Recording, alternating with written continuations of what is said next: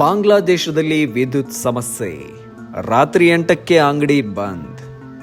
ಬಾಂಗ್ಲಾದೇಶದಲ್ಲಿ ಈಗ ವಿದ್ಯುತ್ ಸಮಸ್ಯೆ ದೊಡ್ಡ ತಲೆನೋವಾಗಿದೆ.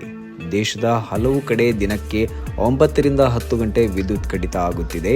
ಇದರಿಂದ ಜನರು ಸಾಕಷ್ಟು ತೊಂದರೆ ಅನುಭವಿಸುತ್ತಿದ್ದಾರೆ. ವಿದ್ಯುತ್ ಕೊರತೆಯಿಂದಾಗಿ ಸರ್ಕಾರ ರಾತ್ರಿ 8 ಗಂಟೆಗೆ ಅಂಗಡಿಗಳು, ಮಾಲ್ ಮತ್ತು ಮಾರುಕಟ್ಟೆಗಳನ್ನು ಬಂದ್ ಮಾಡುವಂತೆ ಸೂಚನೆ ನೀಡಿದೆ. ವಿದ್ಯುತ್ ಏಕೆ ಕಡಿಮೆಯಾಗುತ್ತಿದೆ?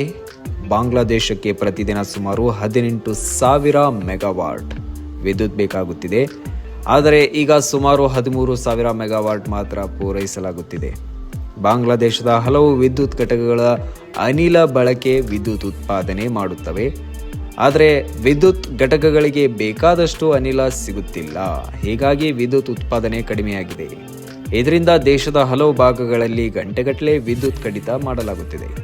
ನಿರಂತರ ವಿದ್ಯುತ್ ಸಮಸ್ಯೆಯಿಂದ ಜನರು ಸರ್ಕಾರದ ವಿರುದ್ಧ ಆಕ್ರೋಶ ವ್ಯಕ್ತಪಡಿಸುತ್ತಿದ್ದಾರೆ. ಹಲವು ಕಡೆ ಜನರು ಬೀದಿಗಿಳಿದು ಪ್ರತಿಭಟನೆ ಕೂಡ ನಡೆಸುತ್ತಿದ್ದಾರೆ. ವಿದ್ಯುತ್ ಸಮಸ್ಯೆ ನಿವಾರಣೆಗೆ ಸರ್ಕಾರ ಅಗತ್ಯ ಕ್ರಮ ಕೈಗೊಳ್ಳಬೇಕು ಎಂದು ಜನರು ಒತ್ತಾಯಿಸುತ್ತಿದ್ದಾರೆ. ಒಟ್ಟಿನಲ್ಲಿ ಆರ್ಥಿಕ ಸಮಸ್ಯೆಯ ಜೊತೆಗೆ ವಿದ್ಯುತ್ ಕೊರತೆಯೂ ಬಾಂಗ್ಲಾದೇಶಕ್ಕೆ ದೊಡ್ಡ ಸಮಸ್ಯೆಯಾಗಿದೆ. Bureau report, Kannada Janashri news.